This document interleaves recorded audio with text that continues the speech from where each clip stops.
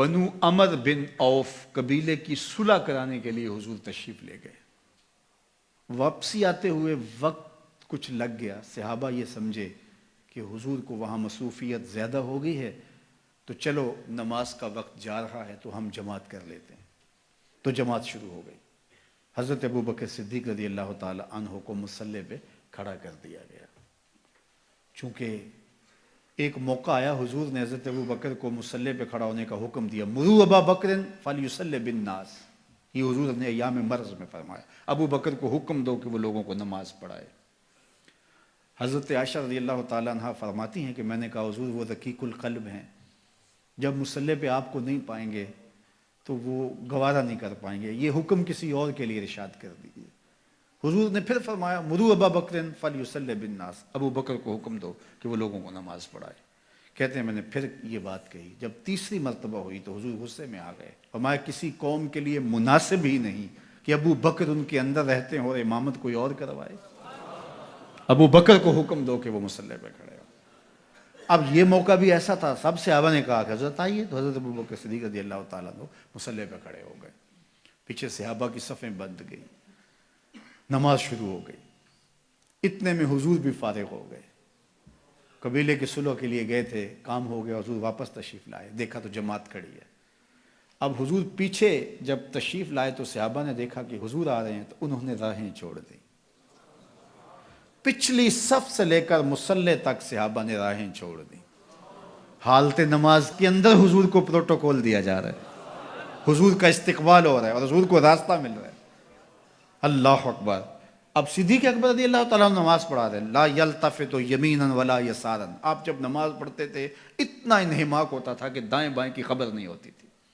اب سارے صحابہ حضور کو راستہ دے رہے ہیں, حضور قریب آ گئے, لیکن حضرت ابوبکر صدیق نماز پڑھا رہے ہیں. صحابہ نے اپنے ہاتھوں کی پشت پر تصفیح کی. ایک ہوتا ہے تالی لگانا اور ایک ہوتا ہے ہاتھ کی پشت پہ. یہ عرب تعجب کے طور پہ کرتے تھے, آج بھی عرب کرتے ہیں. جب بھی کوئی ایسا فعل ہو تو وہ کہتے ہیں ہاتھ کے پشت پہ جو ہے وہ ایسے ہاتھ پھیرتے ہیں, تصفیح. تو صحابہ نے تصفیح شروع کر دی حضرت ابوبکر صدیق کو مخاطب کرنے کے لیے, ان کو بتانے کے لیے. اب ایک نے کی, حضرت ابوبکر صدیق نماز پڑھاتے رہے, دوسرے نے کی, تیسرے نے کی, حتیٰ کہ اکثر نے ایسے تصفیح شروع کر دی. حضرت ابوبکر صدیق سمجھ گئے کہ کوئی غیر معمولی واقعہ ہو گیا ہے. تو انہوں نے تھوڑا سا غور کیا تو جان عالم کھڑے تھے, حضور جلوہ فراز تھے, دل و قلب و نگاہ کا مرشد اولین اور ظاہر اور باطن کا امام کھڑا تھا.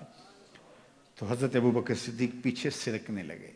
تو حضور نے ہاتھ سے اشارہ کر کے ان کو وہی نماز پڑھانے کے لیے ارشاد کیا کہ تم ہی کھڑے رہو. لیکن حضرت ابوبکر صدیق اشارہ دیکھنے کے باوجود پھر تشریف لے آئے اور حضور پھر مصلی پہ تشریف لائے, نماز پڑھائی, سلام پھرا. پھر حضرت ابوبکر صدیق سے مخاطب ہوئے, کہا ابو بکر جب میں نے کہا تھا کہ تم نماز کے مصلی پہ رہو, تم اس کے باوجود پیچھے کیوں آگے؟ تو سنو حضرت ابوبکر نے کیا جواب دیا. یہ سارا واقعہ بخاری میں ہے. حضرت ابوبکر نے کہا ما کانا لابن ابی قحافہ ان یؤم رسول اللہ.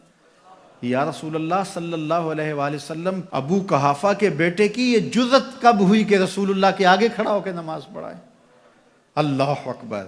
اب حالت نماز میں حضرت ابوبکر صدیق رضی اللہ تعالی عنہ پیچھے سے رکھ گئے اور حضور مصلی امامت پہ آتے ہیں. صحابہ نے راستہ چھوڑا. یہ ہے رسول اللہ کی تعظیم, یہ ہے رسول اللہ کا پروٹوکول.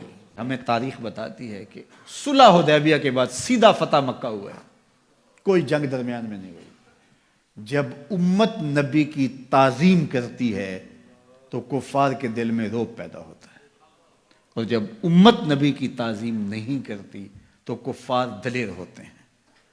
یہ جو خاکے روز تراشے جا رہے ہیں اور یہ روز قیامتیں توڑی جا رہی ہیں, یہ کوئی اتفاقاً تھوڑا ہو رہا ہے. یہ سب کچھ اس لیے کیا جا رہا ہے, سب کچھ اس لیے کیا جا رہا ہے کہ امت کے سینوں سے حضور کی محبت کا جوہر نکال دیا جائے, حضور علیہ السلام کی تکریم ان کے سینوں میں کم ہو جائے. چونکہ تسلسل کے ساتھ ایک چیز بار بار جب کی جائے گی اور اگر یہ اس کو گوارا کرنے لگ جائیں گے تو پھر یہ قابل تسخیر ہو جائیں گے. پہلے ہی ہم نے اس کو کافی حد تک ان کو مسخر کر لیا ہے, ان کے جغرافیے بھی توڑ کے رکھ دیں گے. تو یہ دشمن کی سازش ہوتی ہے.